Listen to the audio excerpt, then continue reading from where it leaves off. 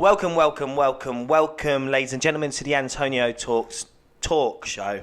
Today I am going to be talking to a great man, a man who I've known for many years, a man who is renowned in the industry for helping recruitment agents get jobs in the recruitment industry. Paul Kelbie, ladies and gentlemen. Woo! Thank you. Far too kind.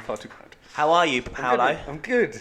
Paolo, where's this Paolo come from? I don't know, it just sort of fits you. Is it Antonio and Paolo? Exactly, Antonio and Paolo show. Might as well start a cooking show. Let's do it. Diego, Antonio and Paolo, eh? What do you think, Diego? Yeah, you like it? Good. He doesn't care. How was the journey here? Yeah, good. Nice little walk. Walk down from Moorgate? Moorgate, yeah. Nice. 0.9 miles. So, oh, that's fine. That's very precise. Yeah. How comes you know the specific? Because I knew where it was, but I was just like, yeah. How long is it going to take me? And then it comes up with the... How different is this WeWork to your WeWork? Or are they all pretty much the same? Pretty much the same, aren't they? Once you're in them, they look the same. Yeah, but, exactly. So thanks very much for coming on the show. I am really keen to discuss with you all the world of recruitment today from your perception. But I think the first thing to do before we get into it, like any of our shows, is to understand you a bit more. So, Paul, tell us about yourself. Tell us your story. How did you end up here today? I didn't get into recruitment till I was a little bit older. 25 I was when I got into recruitment. Up until then, I'd kind of pissed around, if I'm honest. I used to do table promoting, nightclubs, that sort of thing. Those were the days. Yeah, what else did I do? Promo work. But yeah, it got to a point when I was 25 that I was like, right, I can't be sharing my mum's KA anymore and living in a 2 up, 2 down with my mum. So it was time to kind of get serious. And I looked at my options and I was adamant that I was going to get into sales.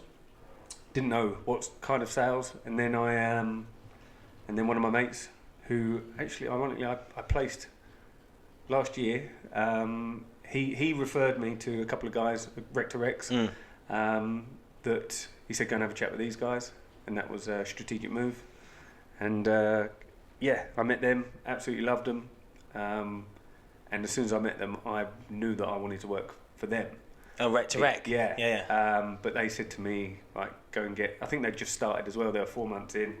And they said, right, go and get 6 months experience and see how you get on. And, I did. I went and got a job at Hamilton Blake, which was Huntress, doing perm IT recruitment.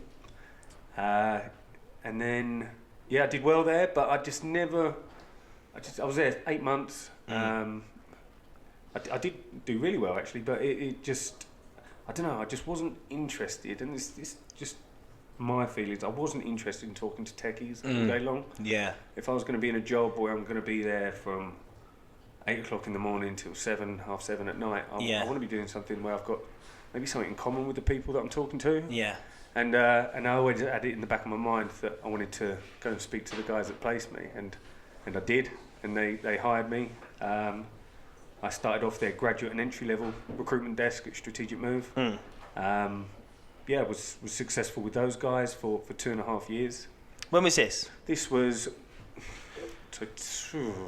March the 10th, 2011, I started with them. Wow. And then September the 1st, 2013, Madison Warner started. So what made you start your own thing? I'd like to say maybe having the power, but it wasn't one of those that I used to go to work every day and think, God, I'm working for somebody else. Like, I loved going to work every day, and because the guys that I worked with, it wasn't really like work, which is the kind of the culture I'm trying to install with my guys. So I suppose it was more the earning, but I didn't know back then there is the better earning, but there's so much more stress as well when it's your own thing. When you turn up for work, you don't realise that the office you're in needs to be paid for. You have to, your tax is all taken care of and stuff like that. So it was a big change. But I don't know. I just saw it as a next step. The reason when I got into recruitment, it was because of the fast track progression, and I saw this as I can't go any higher than than working for myself. Yeah. Which I've realised now that you can, because you start actually working with people and surround yourself with people that are the next level up, which then makes you want to push to not have one business, but you have 2, 3, 4 businesses, you know? So yeah, I don't know if I've gone. No, it's great. That's really good. There, no, that's really good. This is the show for going off track. So if you want to go off track, you go that way, and I'll follow you, and I'll surround you with other questions on that track. Good. So that's really cool. So let's talk about that for a little bit, because I think people don't realise the amount of shit that comes with running a business, do they? No. I mean, I think, how do you deal with all that shit, and how do you deal with the pressures of running a business versus, making sure that your team are happy versus making sure we've got enough busy BD coming in, make sure we've got enough delivery happening? Yeah, I don't know. I was lucky in the fact that the guys that I did work for at Strategic Move had a very good brand, and I became quite known in the industry quite quickly there because I was doing a good job. So when I did start myself, there wasn't any like shit around. Oh, you can't take these clients, you can't take them. It's such a candidate-driven market that I could get a candidate tomorrow and get him 10 options that day. Do you know what I mean? If I wanted to speak to any other recruitment company. Yeah. So it was. Yeah, I think a lot of people do go into starting work and they think, right, I need to get to this magic number of 10 people as quick as I can. Do you know what I mean? And I didn't do that because that maybe would have added far too much stress. I knew that I was good at billing. I don't do the business side of that's a business partner of mine that does all that. So all I had to focus on was the billing side of things, the accounts and everything like that was done by my business partner. But yeah, so, and for the first year it was me on my own. I put a lot of pressure on myself actually in the fact that our first office was right next to the Mayfair Hotel, a 4-man office, so I had to pay. Looking back, I was like, why the fuck did I do that? Like, have a 4-man office for myself. But it made me push that I needed to come up with $3,500. Yeah, you have to do it, didn't you? To pay that bill. Yeah. And so it was me on my own for a year. Then I brought on Alex Stockley, who you know as well. The legend himself. Yeah, from that you knew from Argyle, Scotland. Was you there? Yeah, there, yeah. And then it was us two, and yeah, we did things slowly, but we did it right. And I've never wanted to. Well, saying that is a lie. Probably about a year and a half, 2 years ago, we were on a really good roll, and I thought that right, let's get to 10, and I hired a couple of people. Not saying that they're bad people, but they weren't right for what we needed, and that kind of took a step back. But then when we cut those, we noticed that we had 50% less people, but we were doing 50% more. Yeah, it's interesting, isn't it? It's like, that is a very interesting point. So that we could talk about culture later on, because culture is made by obviously the people that are in the organisation and also the people that run the organisation. And the funny thing is that we've noticed this as a business too. When we've let go of certain people in the past, that our business has flown and we've gotten to that next stage. And I think that's the whole thing about a business. It's like rowing a fucking ship. A ship, you can't row a ship. Can you row a ship, Dylan?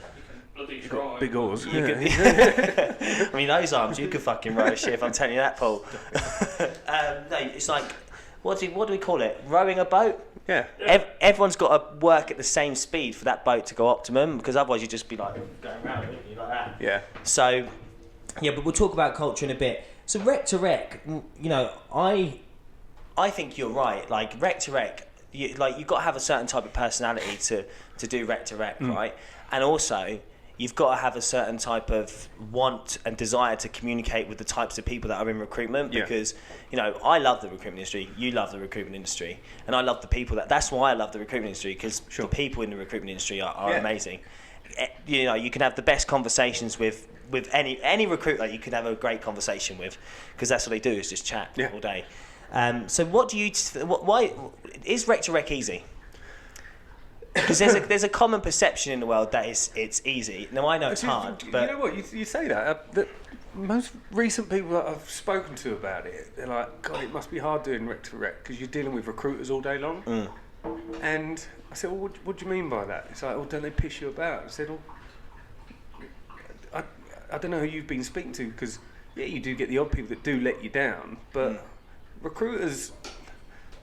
This isn't saying this like in a derogatory way. We're simple people. Yeah. Right. Yeah. Recruiters don't want to. Salespeople in general, they don't want to be sold to. No. And I don't know. I've just been lucky in the fact that myself and everyone that I hire, we don't really sell to people. You give people headlines of you give people headlines of what a company offers or just information that they'll digest it themselves. You know, you don't need to, because as soon as you start selling to a recruiter, they're just like, they turn off. I know what you're doing. Yeah. And I suppose having some credibility behind you as well does help with that. That people will listen to you. Yeah. So, how would you say you've built credibility in the industry? I think the guys that I worked for at Strategic Move, they definitely helped with that. They were 2 top billers in their day at S3. They were young guys. One was a year older than me. One was a year younger than me. And when I was in IT recruitment, I saw the way that my managers and people around me would speak to clients, and it was so straight and so wooden and so subservient. Do you know what I mean? And when I worked for these guys, it was completely the opposite, and it was on a level. Mate, how you doing? Like, me down the pub, we got fucked the other night. Do you know what I mean? And then you do realise I am just talking to lads or like good girls, like, and it was that turnaround that I was like this is what's for me. Yeah. Because I didn't have to pretend to be something that you're not. Yeah, that's it. And I think that's where the credibility came from, was that I worked for those 2 guys, so they were seen as very, very good. So if I'd worked for them, there was obviously a level of respect that I'd. Yeah. Do you think in the recruit there's a lot of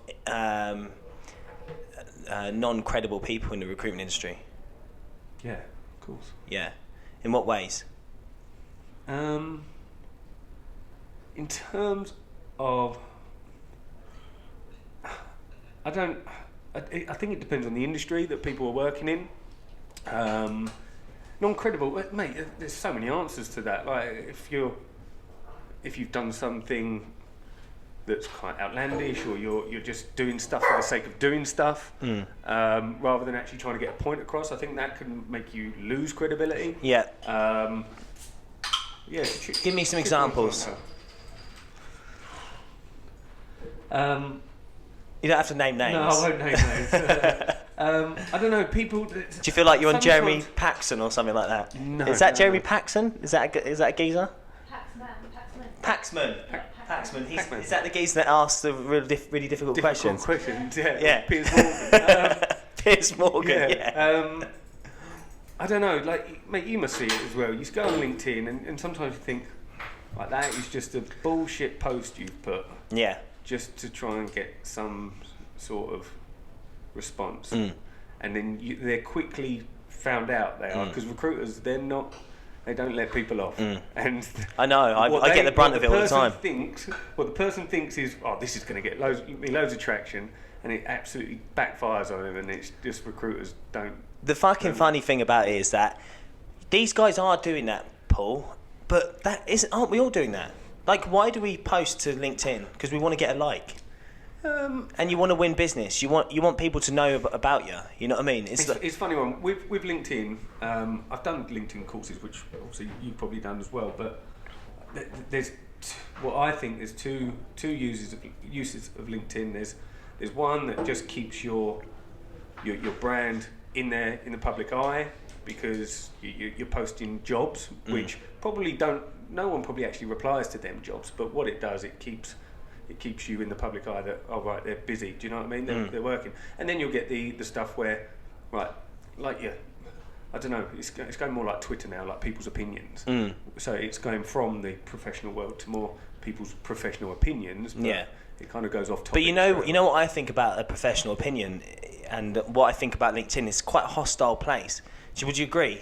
Like, it used to be quite a nice sort of place where a lot more of people were sort of urging each other to, on, and they were like, promoting each other and whatnot. Yeah. Now it's like, there's too many. Yeah, but maybe that's the algorithms that they put in place, that you're only seeing that because that's the sort of stuff that you're commenting on and liking. So I suppose it's more around. So whereas if you went to America, where everyone's like, "Come on, buddy, let's No, but let's even work there. together. So I think it's more around like the fact that there's a certain type of person. So it's like the professional world on steroids is like LinkedIn. Yeah. So if I'm in a boardroom or if I'm in a room, you know, we're on a project together. If there's 6 of us on a project, it's basic. You know what LinkedIn is? It's like The Apprentice, but on a social network version of The Apprentice. Well, it is our LinkedIn is. Our LinkedIn that we see day in, day out is recruiters. Yeah. So whereas you're not going to get the CEO of HSBC, he's not going to be writing his opinions on LinkedIn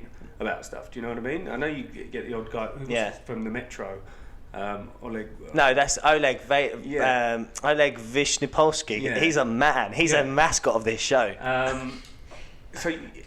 But we're only seeing like it's not LinkedIn as a whole. It's recruiters LinkedIn. Well, yeah, I agree. I agree to that. I mean, on my feed's quite muffled because I've got 19,000 connections. Just saying. I mean, just sort of.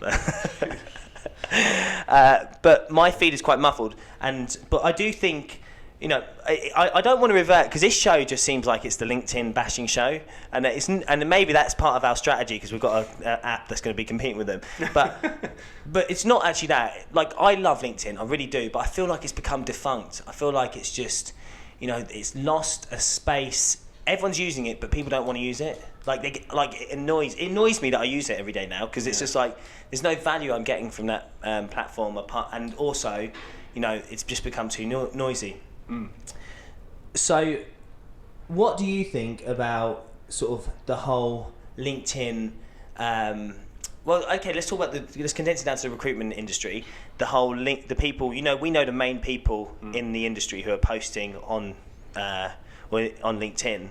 So, what do you think about the majority of posts that are going out there? What do these type of posts incite? A common one is obviously.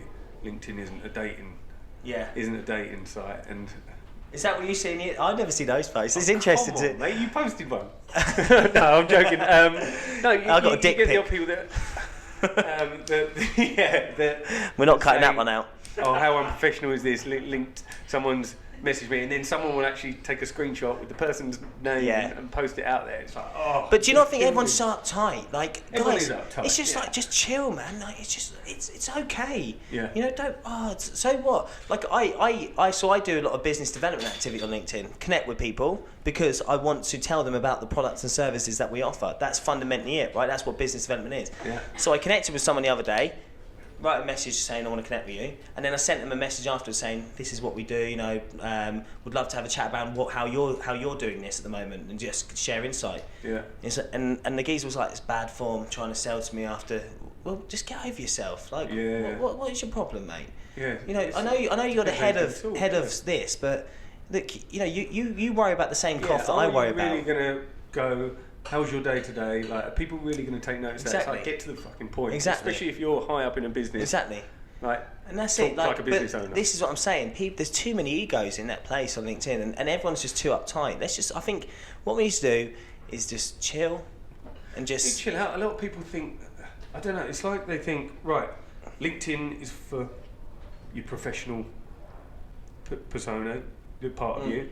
Facebook is for you and your friends. Instagram's for anyone that wants to follow you. But yeah, I'm telling you now, like, people see them all as one. If someone's saying, "Oh, how unprofessional is this?" and then you go on, "Oh, let's type in you on Facebook and see what you're doing." Yeah, employers do that now. That's a good point. They'll go straight to Facebook. And our generation, the new generation who are coming through and becoming sort of owners of companies and decision makers. That's what we are now. And obviously, you look at the Gen Z lot. You look at the people coming into the workforce now. The Gen Zs, they like to consume content like they do on like Snapchat or on Instagram, and so the professional stories can become way more important than just remaining professional. It's authenticity. You know, that's why you look at these daily vlogs, and you know, you look at like Dylan watches these daily vlogs. You know, we've got Samantha who's not in the office today, but she watches she consumes just daily vlogs of people, and that as if it's a reality show. You look at the Kardashians; that is basically a daily vlog on people want to work with you if they feel they know you. Yeah. And I'd like to think that's what I've got across, and what I'm trying to get my guys to do that work for me is, and actually I probably want them to have that naturally as Yeah. well. But yeah, like when I do see a post, it's like, come on, like, I will comment on it. Like there was all riddles and stuff like that used to go around, and people would answer them, and I used to say the most stupidest answers. And that, cheers, mate. I suppose that's where I started. Like going, oh, I'm getting some traction here with people actually liking me, and then I used to get people start atting me to see my response. And like even in a post that I don't even like, someone's feed that I don't even follow. And then it would be at Paul Kelbie. What do you think about this? And so then what I really liked, there was a couple of posts that went around last year, which was around the KPI side of things, and you were talking about how. Do you explain those? I'd rather you explain. So there's a couple of posts that have been how. KPIs need to be different today than they were back in. Yeah, of course. I don't understand. And look, I run a small company, and these companies that have got thousands of people that work for them, KPIs obviously work for them. But I think KPIs work for them because that's all they know. But yeah, it's like if you work in digital recruitment or design or something like that, IT as well. But and you're told you've got to do 3-hour call times a day. And do you know what? I'm hearing it less and less, which is good. But it's like, well, how can you do 3-hour call times? When these guys, they don't talk, they don't connect through speaking on the phone. They connect, especially if you're in IT. They'll connect on Discord. They'll connect on Telegram. They'll be at meetups. So there should be KPIs around. Do you know what? How many events did you go to? Six social network. How many likes did you get on your posts? Exactly. Yeah. Dylan, how would you feel about being told you have to be on the phone for 3 hours a day? No. Would you like that? I wouldn't do it. You wouldn't do it? You just wouldn't do it? Absolutely. What about you, Diego? Would you like to be on the phone for 3 hours a day? I think I'm mad. You'd go mad, yeah. Because also, there's... What it does as well is... all you're thinking when you're in work is, like, I've got to be on the phone for 3 hours. And you end up just making shit calls, or... What a lot of people just chatting shit used to do is call like Virgin telephone or something like that and just leave the call rolling. I didn't say that, but it's so people are actually more fussed about hitting their call times rather than the quality of the call that they're making. I don't mind now because I speak to recruiters all day long. I don't mind, like if I'm thinking shit, I need to get some referrals on, or I need to speak to people. Right, I can call 20 different people in the space of a couple of hours, and I enjoy being on the phone. And I think if for you, and people will hear that in your voice, like if you're enjoying doing what you're doing, then they'll want to speak to you for longer. Yeah, of course. And I think also it goes across to adding more value, doesn't it? Because like you said, if you're just talking for talking sense, you're just chatting shit, aren't you? You just chat shit for ages. But actually, if you're enjoying it, then that there's a very different approach that you take. So, what would you say that let's go back to more this self-marketing and how it's changed. KPIs. You look at how they should change too, because it's not about call times. I mean, also, who's answering their phone nowadays? Exactly. Like, I mean, if I get an unknown number, I'm not answering that motherfucker. Yeah. I am waiting till that goes to voicemail, or I'm texting them back and saying, "Who is this?" Yeah. And that's it, because I don't really want to answer my phone because it scares me. Someone chasing you up. Well, lots of people chasing me, mate. No. So on that note. So if I'm self-marketing on LinkedIn, so what has LinkedIn done for you? Like or Instagram or social media, by being active, what's it done for you? It's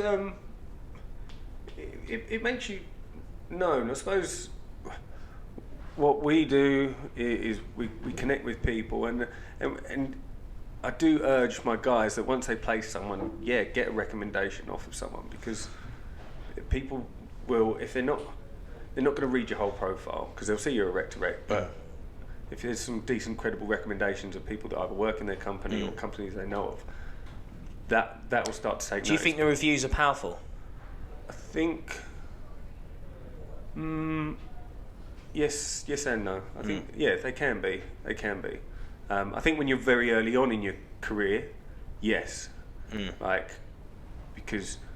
yes, success should be praised, and I believe in all that success should be praised, and one thing can lead on to another, whatever. But yeah, I think once you're fully fledged and you kind of don't need that, then you don't need to push that because you know that you're good at your job, basically. Yeah. And so your team, talk me through how you hire for your team. Like what makes a great consultant? Yeah, it's a tough one because we can place people all day long into our clients, but you probably notice this yourself. Like when it comes to hiring for you, it's like, wow, okay, they've got to be. I think with Rec to Rex, there's a lot more social side of it than. I mean, I say to my guys, I'd rather if you're not getting 200 quid worth of expenses put in every month, then you're not doing your job. So they've got to be very sociable. Have to be believable. They have to have they have to be credible. Again, coming up with that word, they have to be credible because. And what I like to do as well is the great thing about our market is that everyone can start on trainees. Yeah. And trainees become consultants. They become senior consultants. They become team leaders. They become managers. So I started Rec to Rec 7 years ago. But my trainees that I placed back then, now hiring. I did a good job back then. They're now managers, team leaders, managers, associate directors. Yeah. So yeah, your market really does grow with you. Yeah, and that network effect is there, isn't it? Yeah. So let's talk about what it takes to be a good recruiter then. What do you think? Like, in the recruitment industry, so the recruitment, obviously you look at from external perceptions inwards, like you are very much in the recruitment industry because you serve the recruitment industry in terms of placing it. So what do you think it takes to be a good recruiter? And second of all, is there a lot of shit recruiters? Yeah. Again, yes, you have to be credible. Two, you have to be likable. Yeah. And that's not to be cheesy, and you've got to be able to tell people no. People that are subservient and are pushovers, then they're not going to get far. You have to have a real reason to want to go and do it because, mate, there's so many more easier jobs out there that, like, people that get into recruitment and they're earning 35 grand a year after 2 years, 3 years, and it's like, you could go and be a postman, and work 7 in the morning and finish at 12 and you're done and still earn the same money. So there's got to be something that's pushing you to actually want to work harder and earn more money. What else? I don't know what it was for you, but for me, it was. I was skint before I got into recruitment. I didn't do university or anything like that, so that was my hard thing. That was the barrier that was affecting me getting into recruitment. That I didn't have a degree, but what I did have was I was absolutely skint. I could speak to people. I was good at networking. And I kind of combined all of them, and that was what drove me. I remember used to be in Huntress, and I used to see a guy who was the top biller ring the bell, and he was only like a year older than me. I clapped him and applauded him, and he was doing really well. But in my head, I was like, I'm better than him. I'm better than him. How competitive do you think you are? Oh, I'm very competitive. Really? Yeah. And give us examples. Like tell us why you're competitive. I've got a brother who's a few years older than me. Yeah. Just from sport, when I was younger, I used to play a lot of sport. My family, I suppose, I've got an older sister, older brother. I was the youngest of the lot, so just like I say, as I was a kid, I was in most sports teams. School, I wanted to be known more than be good at education, like being good in class. I'd rather be known. Do you know what I mean? Yeah. So yeah. Do you think you need to be competitive to be successful? In recruitment? In anything? That's a big question. Do you have to be competitive? What do you think, Dylan? Do we need to be competitive to be successful? Dylan doesn't know. Yeah, we need to get you a microphone, man, so you could just. We need to get a microphone so you can speak into it. Obviously, in the grand scale of things, yes, of course you do. Yeah. Of course you do. You have to. I think you have to be hit hard to a few times in your career. Yeah. To make you even that will make you even more competitive. Anyone that's kind of had an easy route, great. Like, and anyone that's coming through now, that's had a business for the last 4 or 5 years, haven't had the recession in 2008. So I think that's where you'll see some people's real characters. That, they're great when things are great, but let's see who's the daddies when. Exactly. That's very true. The thing is, it's easy to. It's when things are going well, it's easy to sort of be shouting about it. But it's when in the hard times, how you react to that. So, do you like your competitors? Do I like my competitors? Yeah. I don't really know any of them, if I'm honest. I know the company names. I don't really know people's names. Do you like them? I've never met them. You go on a few agency briefings, but I try and avoid them because it's just a dick measuring thing. Yeah. But I don't really meet them, and I don't really care about them enough to. See, I'm a weird one, right? And I'll say this all the time: is that I hate my competitors, but I don't hate them as people. Yeah. Like I could easily sit around, have a beer with someone, and be their friend, and be a mate. But it's just when I'm not in a business context, I hate them. Yeah. Like I don't know what it is, and honestly, I don't know what it is, and it's so unsportsmanlike. It's so and most people would just be. It's so frowned upon that the mentality I have towards my competitors. Yeah. Like I literally hate them. Yeah. But then outside of business, like it's great. I don't think I have that care to hate them. Yeah. Do you know what I mean? So I wish I was like that. I wish I didn't just like. But even I'll just see like a post from one of my competitors. I'm like, if I see someone someone that's working for a competitor's doing well, I'm not going to hate them. Anything I want them. You want to hire them? Yeah. So if any of my competitors are watching, So there isn't a hate because I don't feel strongly enough about them to hate them. Maybe that's just part of my character. Yeah, that's it. I don't know what it is. I don't understand. But you have to be true to yourself. And I'm like, well, at the end of the day, that is me. But I honestly don't know what it is. I don't know why I get like that. I try and avoid situations where I can get into somewhere where I will dislike them. Like agency briefings, I will avoid them now because. Like you go to them and people are asking, right, so what are you looking for in a recruitment consultant? It's like, come on, what they're looking for in a recruitment consultant. You've been doing the job 3 years. What do you think they're looking for? Yeah. Like stop asking stupid questions just because. Oh hi, it's me from such and such. What are you looking for in a recruitment consultant? It's like, come on, like we don't want to be here. We've come here, like we're going to go for a drink afterwards. So let's just make this enjoyable and get it done. And stop asking shit questions. How do you think that? How do you think recruitment is going to go? Like, do you think there's going to be a lot more businesses where it's like casually dressed, less suits, 100%. Less call times, less KPIs, and more just? Yeah, I'd like to see it like that. I'd like to see it, and I think it will go like that. And I think recruitment now is actually becoming, students and salespeople are actually coming through and seeing recruitment as a career. I don't know if I don't know if you went to uni or not, but it's. No, I went to uni. Amanda did too. Yeah, recruitment was seen, and it still is, as right. Okay, I've come out of uni, I've been travelling, or right, what do I do? Like, I'm not ready to go into that graduate scheme at Barclays yet, or whatever. Right, what can I earn money in and try and pay my my student debt off? And a lot of people, everyone falls into recruitment. You don't dream of becoming a recruitment consultant, but I think that's changing now. I think people are seeing the benefits of being in recruitment, and you'll probably agree with this, especially in America.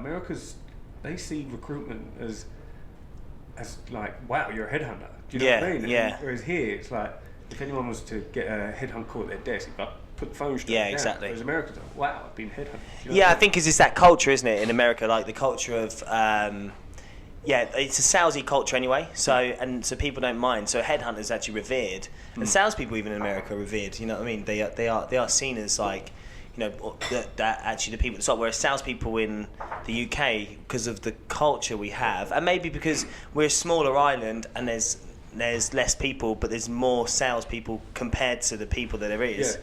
So same as recruiters, like people generally will like a recruiter that they like, but they'll have a disdain for recruiters in general. Yeah. I think it's a great industry, honestly do, and I think like going back to the point earlier around the people in recruitment industry, like you won't catch any other industry where there's more jokes. There's just more like more people just don't, and they're just opportunity, but they also don't. People don't take themselves so seriously. Yeah. I find like it's just like everyone will take the piss out of themselves. Everyone's happy to do so. Yeah, and it's not so serious. They do that when you go down to Broadgate Circle on a Thursday night and you see one load of recruiters and another load of recruiters. It's like when you was at school. Yeah, and, Warriors. It's like the Warriors movie. Yeah, and like when you was at school and you'd go on a school day trip and you'd see another school there and you'd be like, oh my goodness, and stuff like that. It's still got that sort of thing to it. In terms of opportunity you can get in recruitment as well. Like I speak to candidates and you've got to look in a trainee's eye and be like, look, you could earn as much as a GP in a couple of years. Like be earning as much as a GP. You'd have to earn that in medical. You'd have to go through so much school in education. You can do that in this. Yeah. And like with myself, with you, mate. Like when did you get into recruitment? How many years ago? 22, 23? Yeah. Yes, that was like 28, so right, it's like 5, 6 years ago. 5, 6 years ago. So if you'd asked me, and maybe this is just me as a person, and people like yourself as well, if you'd asked me 8 years ago when I was looking on job boards for a job, like in 7, 8 years' time, you're going to have your own company, have 2 offices, have 9 people, 10 people working for you. Yeah. Would you believe it? No, you wouldn't, would you? You're like, yeah, exactly. Exactly. Yeah, it's the Wild West. That's why we're still in the recruitment industry. We're in the Wild West. Yeah. And like the Wild West, where people used to just set up a village. Yeah. Well, you can literally do that in the recruitment industry because it's still like, well, I mean, there's a debate whether it's the oldest profession in the world, or whether it's a really young profession in terms of the last 50 years. So there's a debate with that. We talk about that one offline. But it's still such a young industry, and there's a lot of opportunity here for people to be able to disrupt it, to be able to change the way things are done, to be able to make a lot of money. Everyone needs people all the time. Like all I want, what makes me money is work. Yeah. What do recruiters do? They provide people to work. Yeah. So it's like it should be the most revered profession in the world. Yeah. So what do you think clickbait consists of online? Because you wanted to talk about this, and I'm interested in clickbait. What is clickbait? Just obvious posts, basically. Obvious posts or stuff that's just you're gonna put a riddle out there, or you're gonna put a trick question out there, and it's like, come on, like no one really cares for this, and that's why when I used to see stuff like that, I'd write ridiculous answers. Yeah. But yeah, I don't know, just stuff that's so obvious that it's corny, and it's like, is that actually, especially if it's an opinion, is that actually what you think, or are you just doing this because your boss has told you, like, come up with something creative? Do you know what I mean? What do you think the pitfalls are of posting activity to social media that may be controversial? What do you mean exactly? So, like, say for instance, recently we've had one of my close friends online, Josh Harrison. He's posted about Jack Parsons. I don't know if you saw that post, where Jack Parsons is doing this, and fair play to him, wants to connect millennials, but his post was basically saying, look, is anyone else tired of like this whole culture where millennials aren't getting jobs? He goes, I've actually never seen. He goes, I've never seen in this day and age millennials. More jobs are there for millennials. I did see that, and I agree with him too, absolutely. And then all of a sudden it got put in the Sun, and he was. The Sun put it out in a newspaper saying headhunter slammed for online bullying because he said was Jack Parsons chatting shit, basically, that there's lots of jobs out there, and it was just his opinion. Exactly, it was his opinion.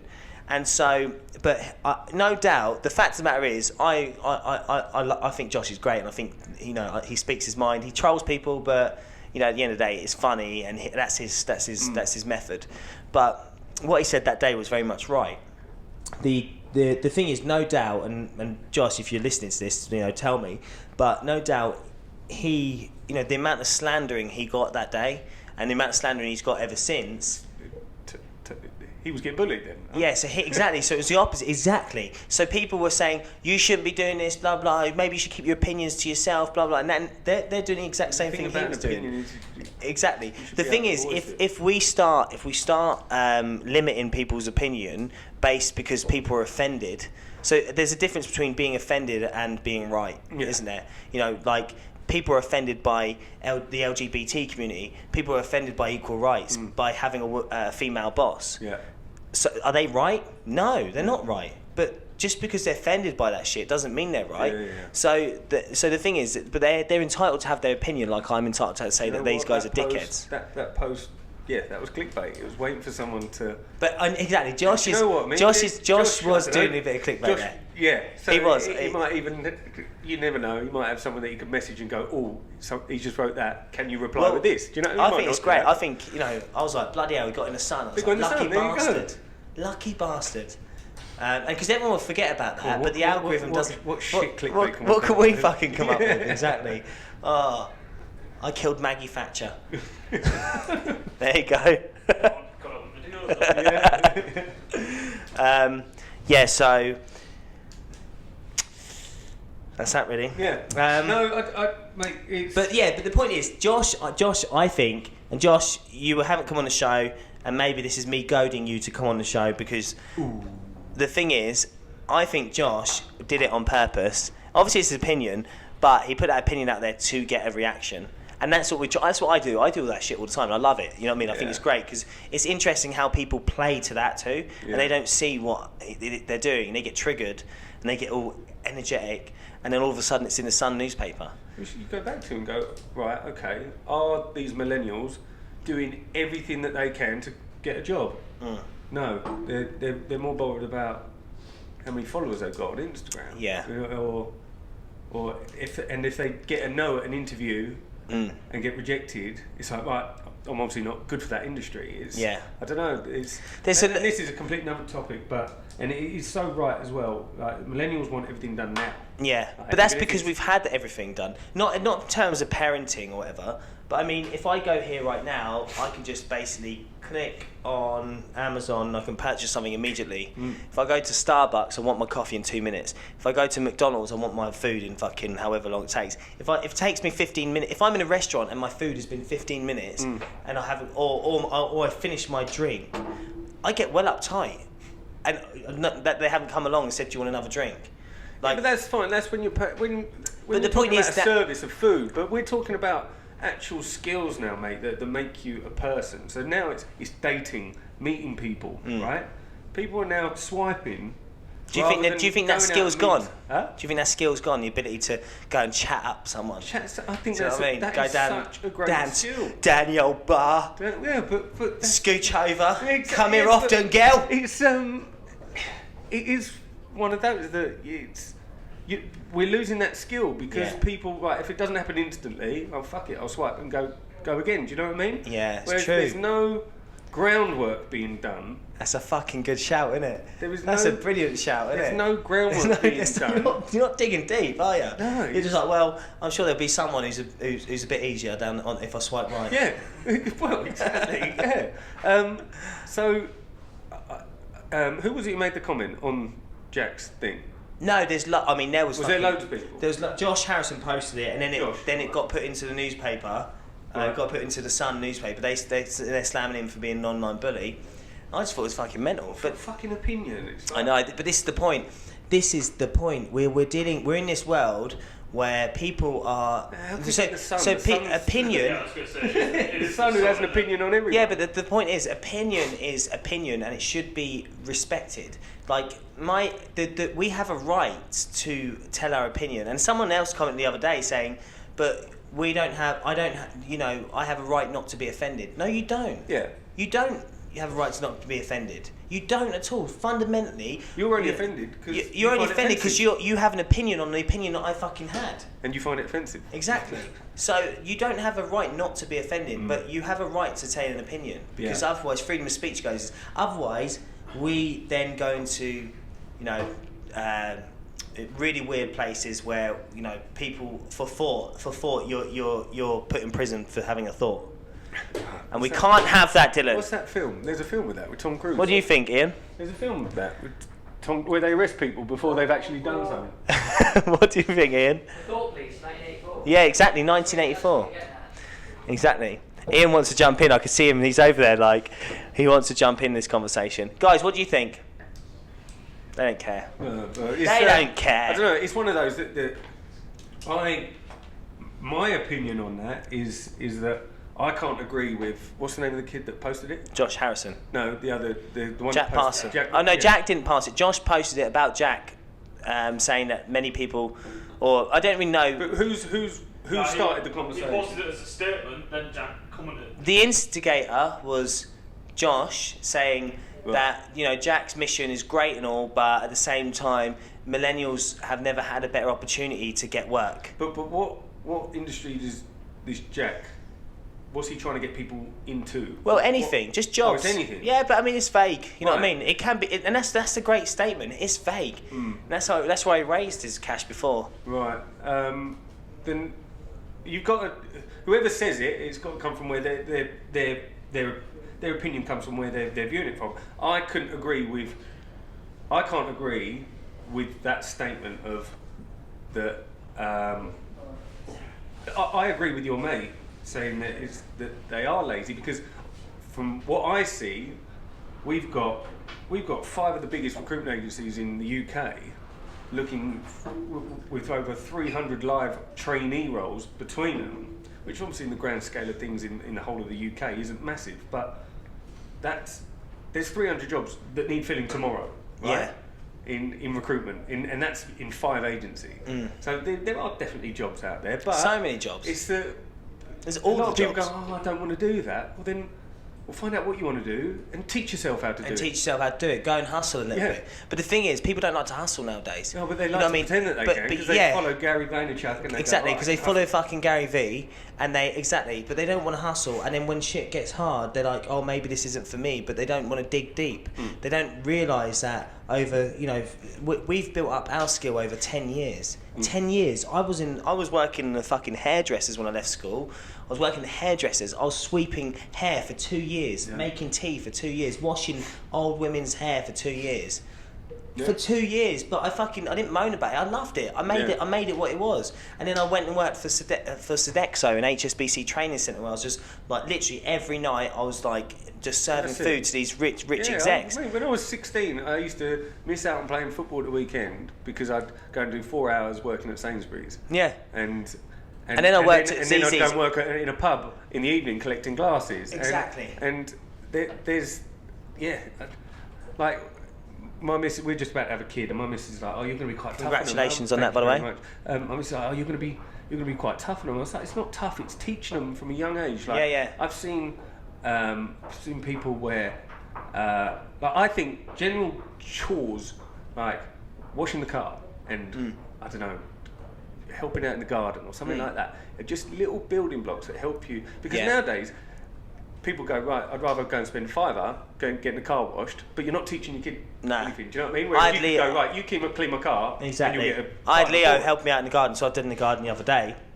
I had him help me out, and I taught him how to use the hose. So I was like, Leo, don't do it when I'm trying to do the grass, because otherwise I get electrocuted. And he was like, nah, it's like, okay, daddy, okay, daddy. So anyway, I'm just doing the grass, and I have my headphones in. I'm literally and then all of a sudden, just this water comes on me, and he's there. I'm turning around, he's like, and I'm literally freaking out, like trying to get off the grass so I don't get electrocuted. But anyway, you got all that to come. It's great. No, it's fantastic. It's going back to the point. I don't think we're being ready for work comes from before you're even at the age to go to work. It's a mentality thing, isn't it? Mentality. Like, and the thing is that I think, like I was saying before, like before I got into recruitment, I lost my dad when I was 19, and I got into 10-15 grand of debt, but I was in 10-15 grand debt and not working. So that felt like £1 million of debt. You know what I mean? Sure. And, and I think when you've had nothing, I'm not saying that everyone should go and get in debt, but I think you have to like I was saying, everything's done for kids now that are coming through. School's done, everything's paid for. Right, you want to go out this weekend? There you go. There's 20 quid, and without even thinking about it. Because at the same time, you want your kids to have a good life. That's right, yeah. And it's difficult to toe that line. You know what I'm saying? Like I go home, and like, or I'll go to the shops. I'll see something for Leo. Like, I want to buy him that. But actually, now I'm not buying him any shit toys because he's got too many. Till he starts earning his exactly. Till he starts fucking bringing me gas. Until he's on those phones, fucking winning me business. No, you're so right, man. Look, I could talk about this for hours. Really great to have you on the show, Paul. Cheers, really great. Oh, previous news of the previous day. What have we got to talk about today? Well, there's the fact that, I can't remember which paper it was, but Jeremy Corbyn was slated for not, he didn't congratulate on the royal baby. Oh. It took 3 hours after it was. So Jeremy Corbyn, what royal baby? Maybe his battery died on his phone. Exactly. Maybe this wasn't on social. He was at some sort of memorial thing. Well, so busy. Exactly.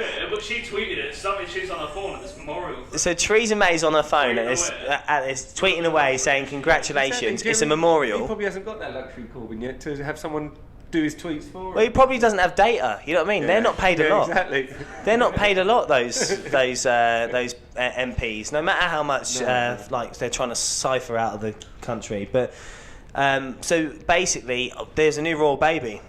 What do you think of the new royal baby? Bless him, innit? Do we know the name yet? No, I don't know. Do you think it'd be called Arthur or something? Do we get a day off now? Because they said if it was born on St George's Day, Oh yeah. that there's going to be a national bank holiday. Well, but isn't it a national bank holiday anyway? St George's Day? No. You was in work the other day, weren't you? Yeah, I was actually. There you go, Yeah. yeah. I seem to think like St Patrick's Day is a national holiday as well. Well, no, that's just for anyone to, like, everyone celebrates St Patrick's Day. Yeah, exactly. Isn't it? Yeah. What are you saying, Amanda? My birthday's Patrick's Day. Is it? Yeah. Fuck's sake. Double the celebration. Yeah. Oh yeah. No, I don't really know much. My missus told me about it. I've been busy. Like. What other news is there, Dylan? I'll tell you what other news there is. So there's that. There's a football World Cup tournament. There's a football World Cup. Let's talk about the football. football World Cup. What's going on with that? Come on, let's plug it. What, the Madison Warner one? Yeah. Yeah. So the actual World Cup is going on this year, and I thought, right, let's do something where we can get a load of recruiters together. Yeah. And yeah, one, celebrate that, but let's get in the mood of football. So we're doing. What was it? We're doing 16th of June at Trent Park in North London. Is it just one day thing? It's a one-day tournament, 32 teams. Shit me. Yeah. Do you actually have to play football?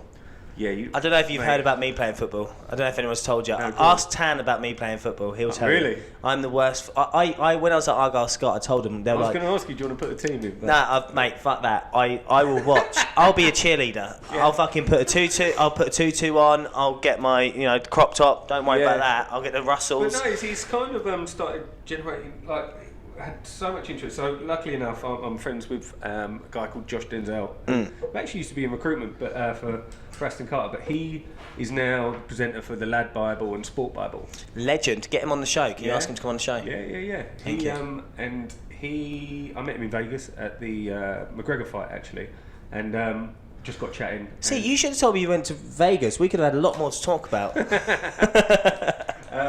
Offline. Yeah, no.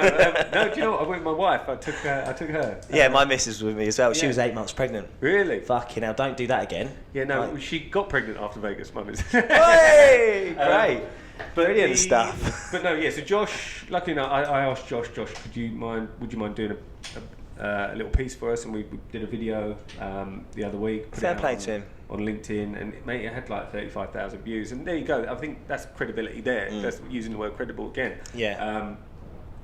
That people might not recognise me, but they'll recognise him, and then that has generated. We've had so much response that That's people great. wanted to do that. So it's a day thing. So you got a day thing. Day thing, How many Saturday. people have you got signed up now?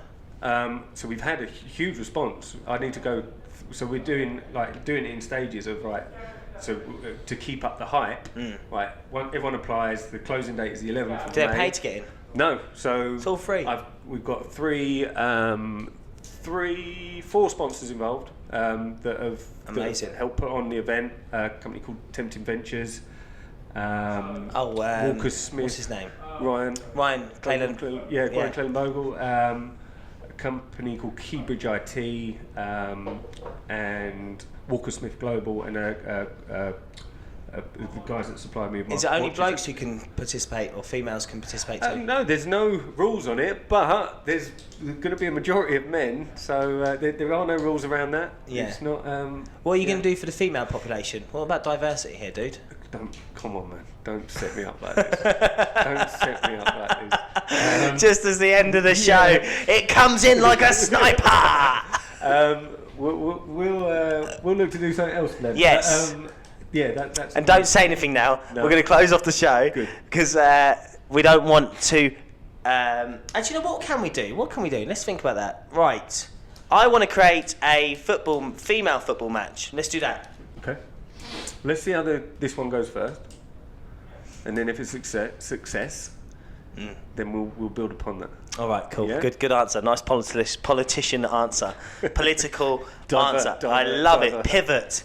Really good to have you on the show, dude. Thanks, Thank you so much. Appreciate it, man. So, guys, if you want to get involved in that all-day football festival, just DM our man Paul here. He'll be able to tell you all the answers to the questions. Don't DM me because I don't know, and I'm definitely not good at football. So you're not interested?